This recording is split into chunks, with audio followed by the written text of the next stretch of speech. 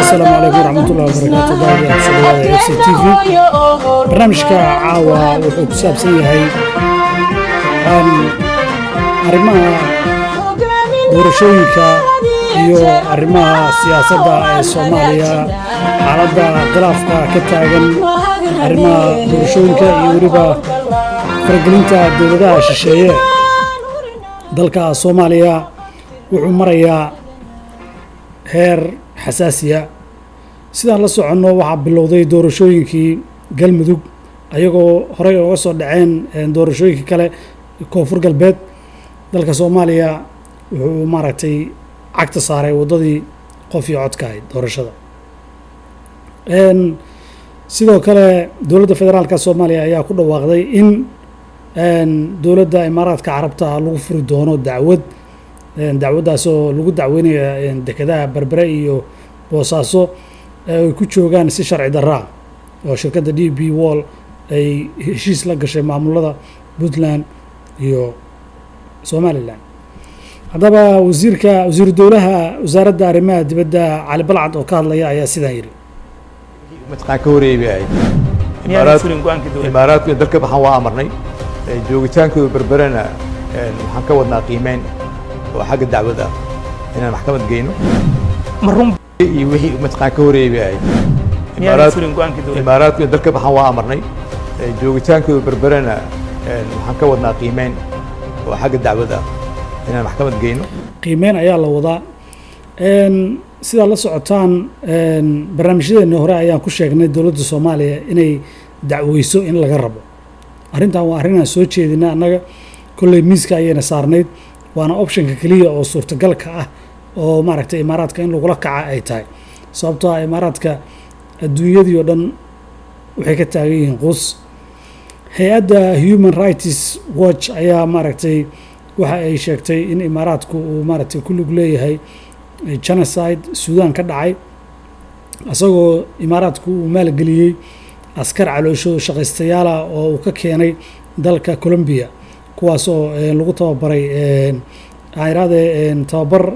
iyo maaragtay lagu siiyey programka contractiga ay rabaan inay qabtaan la rabo dalka imaaraadka kadibna loo soo gudbiyey dalka Liibiya halkaas ay ka soo galeen dalka Suudaan qaar ka mid ah ayaa waxaa la sheegay in saldhig looga dhigay magaalada Boosaaso oo ay joogeen qaarna ee dalka Chad la dejiyey warbixintu waxay leedahay sidaan Colombian private military Sudan alongside the Rapid Support Forces, a force which has carried out widespread killings and rapes across Sudan. It all appears to start with a security company based in Abu Dhabi in the United Arab Emirates, a company that Human Rights Watch found links to the UAE's highest levels of government and apparently has been hiring the Colombian fighters. So why does this matter?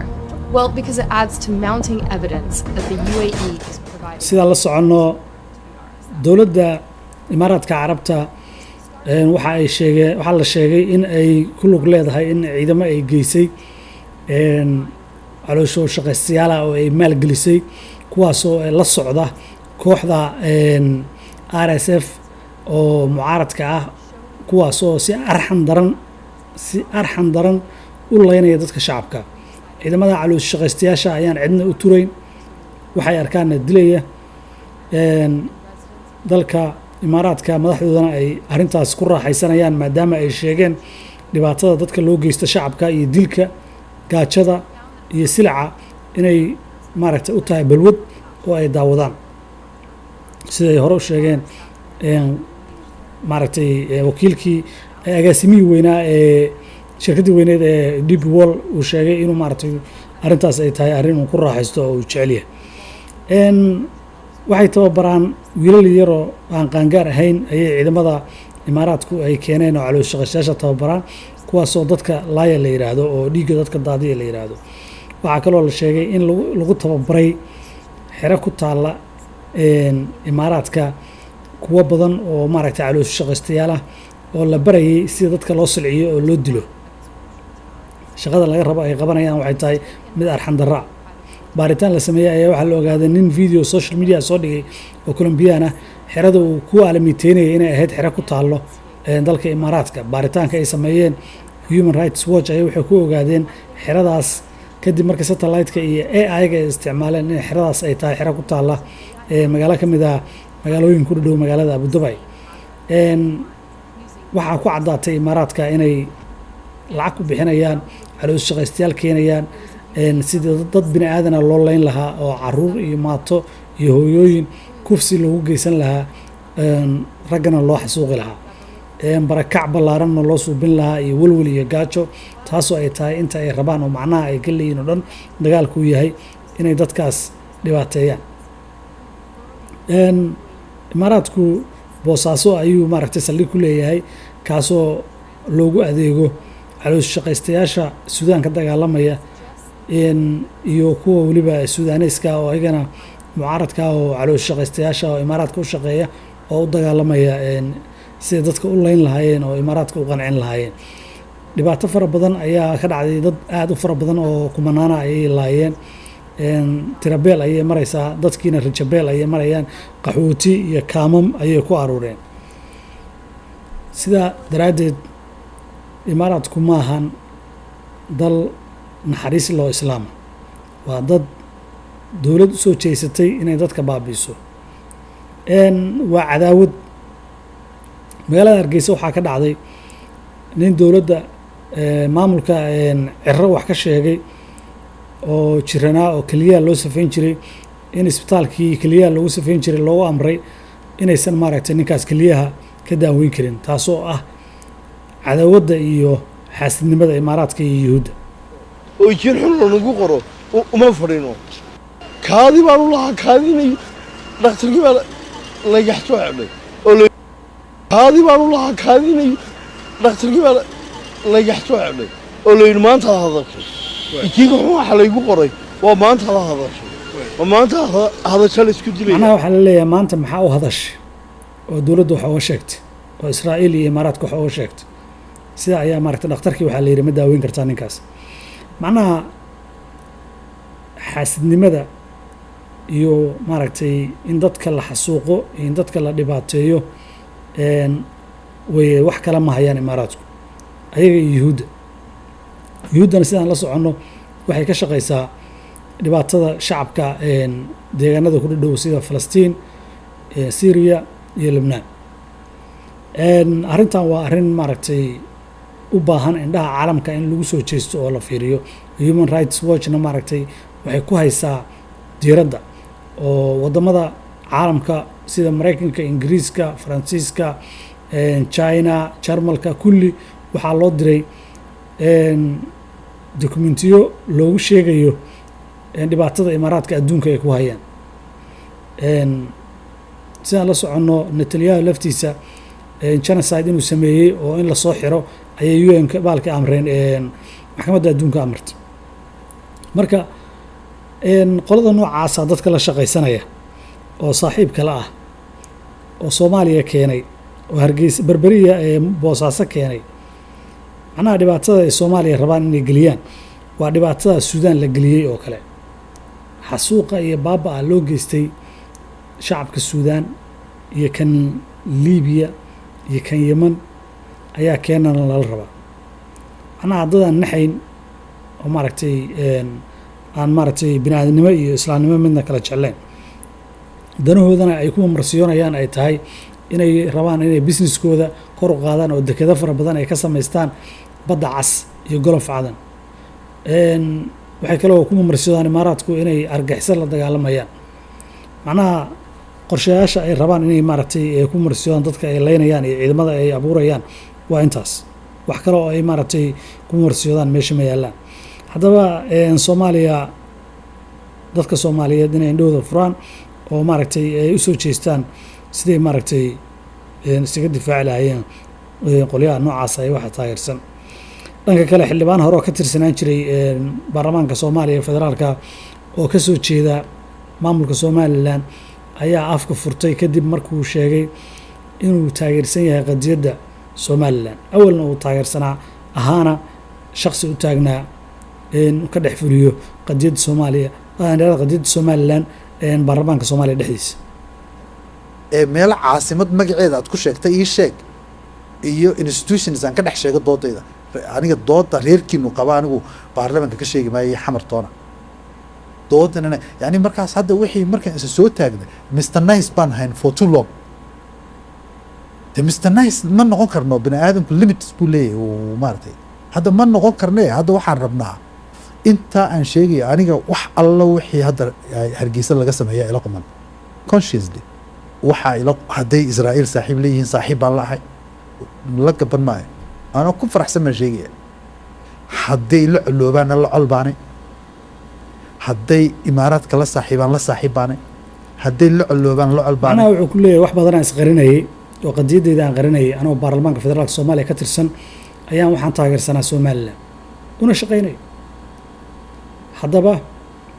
haddaan dib maaragtay u maleecsano shirkii Geneva uu ka qayb galay madaxweynaha Somaliland Cirro asagoo aan martiqaadnayn la arkay asagoo dhex taagan casho ay fadhiyeen wiilka Trump iyo madaxweynaha Israa'iil iyo qoliyo Israa'iil maaragtay taageero ay fadhiyeen oo ganacsataa lagu dhex arkay Cirro taagan shirkaas Soomaaliya ayaa ku martiqaadnayd waxaana Soomaaliya uga qayb galayay ra'iisul wasaare ku-xigeenka Soomaaliya Saalax kaasoo asagana ka soo jeeda Somaliland ma kula tahay inuu asaga u fududeeyay tegitaanka meeshaas iyo ka qayb galitaanka oo hoos laga siiyey kaarka invitationka delegationka Soomaaliya ka socda in lagu daray oo saa ku soo galay ilaa si kale kuma soo gali karo oo lama siin karo warqad si kale kuma iman karo sida uu ku soo gali kara kaliya waa inuu ra'iisul wasaare ku-xigeenka Saalax uu siiyey inuu u fududeeyo inuu soo galo dadkan Somaliland ka yimaada kulligood waxay u yimaadeen siday ictiraafka uga dhex raadin lahaayeen dowladda federaalka Soomaaliya xaqna uma laha inay xildhibaan ka noqdaan kursina ay fariistaan inta ay ka ogolaanayaan inay Soomaaliya ka tirsan yihiin sida hadda dadka galmudug lagu qasbay inay doorasho qof iyo cod aadaan oo qof walba oo xildhibaan raba uu rabo deegaan maarta la rabo inuu deegaankiisa cod ka soo helo ayagana sidoo kale laga raba xildhibaan ma iman karo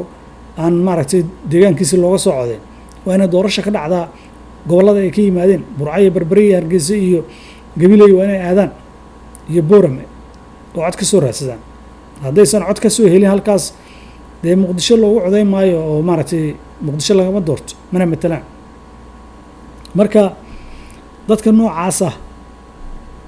la ra'yi noqonaya because idinku weligiinba kiina la ra'yi haydeen maxaa markaan anu kayga la ra'yi noqda dhibaato kale because anu baa isbedelay oo maartay haddaan anu Mr Nice ana half for that long not anymore yani waa macnaha wax badan aan wanaagsanaa qof wanaagsan iska dhigayo isqarqarinay anoo maaragtay dadkayga taageersan ayuu ku leeyahay macnaha marka u fiirso waa basaas kulligoodna qalbiga ka wada jecel yihiin dadkooda una soo baxeen oo inay u shaqeeyaan oo ictiraaf u raadiyaan sidaa daraaddeed dowladda Soomaaliya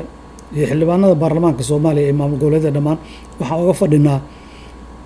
in aysan soo fariisan baarlamaanka dad aan matalaad ku imaan oo aan la soo dooran waa in maaragtay qof iyo cod la yiri waa in qof cod ku yimaada special treatment gaar ah ayaga lama siin karo sababtoo ah dadka kama dugna ayaga dadka Soomaaliyeed la mid yihiin waa inay ku yimaadaan sida xildhibaanada Soomaaliyeed ku imaanayaan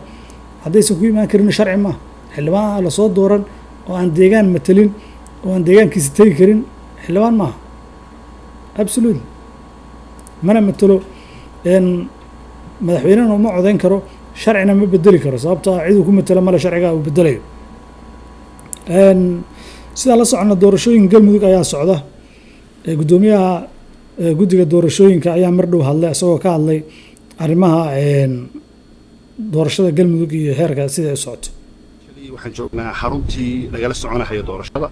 maanta ka bilaabatay deegaanka maamul goboleedka galmudug oo isku sidkanayd oo golaha wakiilada iyo golaha deegaanka ah waxaan joognaa situation roomka qolka lagala socdo doorashada waxaa goobjoog ka ah bulshada rayidka waxaa goobjoog ka ah wakiilada ururada oo qof walba urur walba qof keensaday oo dhowr iyo 20 ka badan waxaan rabaa inaan report yar dhiibo oo wax ka yar hadda 3 saacadood ay furan yihiin goobaha codbixintu doorashada si fiican bay u socotaa si fiican bay u yimaadeen wakiilada ururada jooga goobaha codbixinta waxaan moodaa inay bedeleen magacyadii wakiiladii ay keensadeen marka taas waxay keentay caqabad in meelaha qaarkood iyo dilay ka dhacaan xilliga la furi lahaa waayo listiga ay soo gudbiyeen ururada iyo listiga magacyadii saakin oo noo yimaadeen isma lahayn ururada marka waxaan ka codsanaynaa in marba ay ogaadaan wakiilada annaga ay gudbiyaan maalinta macnaha wuxuu ku leeyahay doorashadu way bilaabatay way socotaa ururadii ka qaybgelaya doorashada oo maaragtay sharaxnaa dadkay soo dirsadeen oo goobjoogayaasha u noqonayay listigii marka hore ay soo gudbiyeen magacyadii dadaan ahaynay soo dirsadeen taasoo qalad ah oo xoogaha daah keentay meelaha goobaha qaar in la furo laakiin kadib waa la xaliyey waa la furay doorashada soomaaliya way bilaabatay galmudug way ka socotaa koonfur galbeed way ka dhacday gobolka banaadir way ka dhacday maamulada kaleetana way u gudbi doontaa sidaan la soconno qof iyo cod ayaa la aaday xildhibaan aan lasoo dooranna ma imaanayo haddaba maxaa u talaa xildhibaanadii matalaad la-aanta ku fadhiyey baarlamaanka ee somalilan dhanka kale congressman oo ka socda dalka maraykanka ayaa soo booqday soomaaliya kaasoo madaxweyne xasan sheekh ku qaabilay xarunta madaxtooyada congressmankaas ayaa wuxuu yahay asalkiisa dadka loo yaqaano lubnaaneeska qaxootiga ku yimid asalkiisa wadanka kaasoo maaragtay muddo dheer ku noolaa dalka maraykanka laakiin asalkiisu uu yahay lubnaaneys ninkan ayaa wuxuu yahay nin taageersan maamulka yuhuudda una maaragtay mar walba halgama una dooda yuhuudda danaheeda sidaas daraaddeed waxaa isweydiin mudan sababta uu soomaaliya u yimid isagoo lubnaaneyska yuhuudda taageersan ah haddana hadiyad guddoonsiiyey madaxweynaha soomaaliya arrintaas waxay noqon kartaa arrin khatar ah in ninka madaxweynaha inuu maaragtay ama qalab layska dhegeysto ugu soo xiray ama ay ku jiri karto waxyaaba madaxweynaha maskaxdiisa wax u dhibaya ama cudur uu ku jiran karo ay maaragtay inay ku jiraan waxaas ninkan maaha nin la aamini karo siyaasiyan ahaan oo siyaasaddiisa waa siyaasadda aadka uga fog oo dadka wuxuu ku jiraa nacab dadka soomaalida ummadda soomaaliyeed iyo madaxweynayaasha soomaaliyeed iyo maaragtay waa inay aad uga fakeraan madaxda u imaanayso iyo waxa ay guddoonsiinayaan maaragtay xitaa gacanta uu kugu salaamayo qofka cadowga waa inaad iska ilaalisaa sidaan la soconno hagardaamooyin aada waaweyn ayaa adduunka ka jira dad aada u xun ayaa jooga soomaaliyana waxay ku taallaa meel istraatiiji ah oo cid walba ay danaynayso siday maaragtay soomaaliya ama dhul ooga qabsan lahayd ama bad ooga qabsan lahayd kulligood intaas ayay ku mashquulsan yihiin noo sheergareeya barnaamijka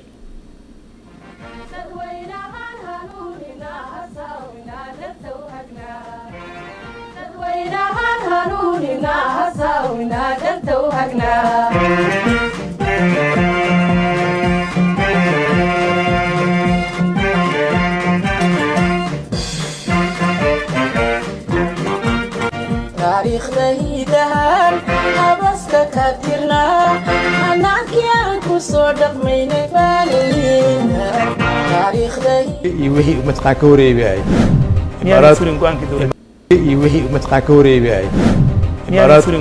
imaaraadku dalka baxan waa amarnay joogitaankooda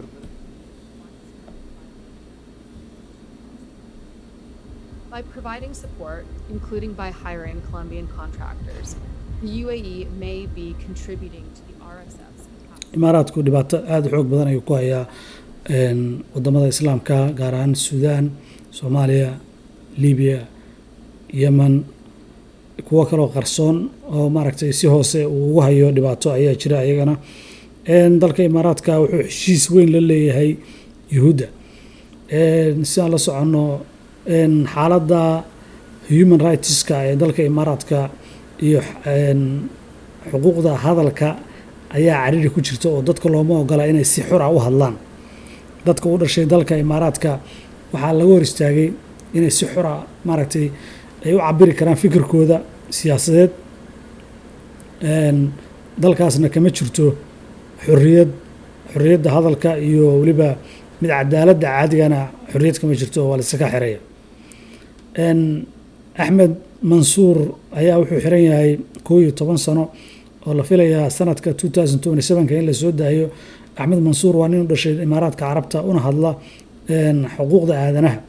kaasoo loo xiray kadib markuu ka hadlay dad badan oo tacadi loo geystay iyo Imaaraadka tacadiyada adduunka uu ka geysanayo. Imaaraadka maahan wadan ay ka jirto xorriyad, wadan ay ka jirto cadaalad maaha. waa wadan ay isugu yimaadeen maafiyo iyo diplomatic maafiyo iyo maaragtay tuugo dadka cunta iyo mid ku raaxaysata dilka iyo dhaca iyo baabaa dadka.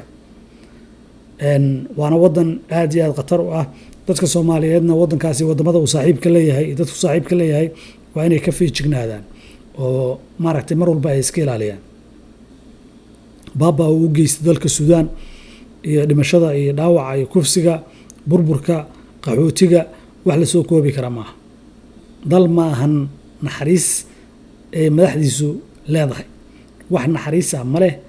waxa ay naxariis iyo farxad u arkaan oo ka farxiya waa inay arkaan dad dhibaatoonaya, dad gubanaya, dal gubanaya, dad qaxootiya, dad dhintay, dad lugaha ka go'ay, maaragtay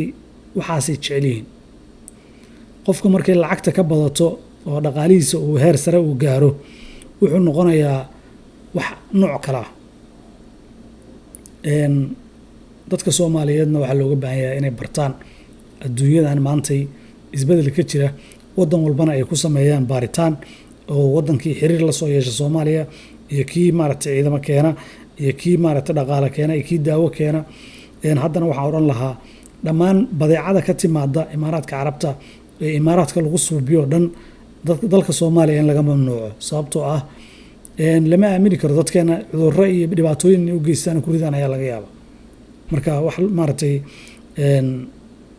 la aamini kara maaha maadaama ay dad aad xun yihiin oo cadow oo bahalla.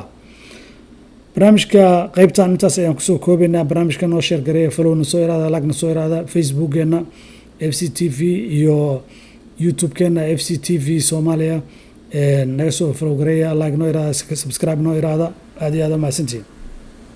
abaska ka tirnaa anakii aan ku soo dhaqmaynay baanu liidnaa nama huraan irinka toosan baa dhalinta horgalaa mahaganee waan howlgalaa murtidaan urinaa kala hufnaa qabtirnaa u heeganaa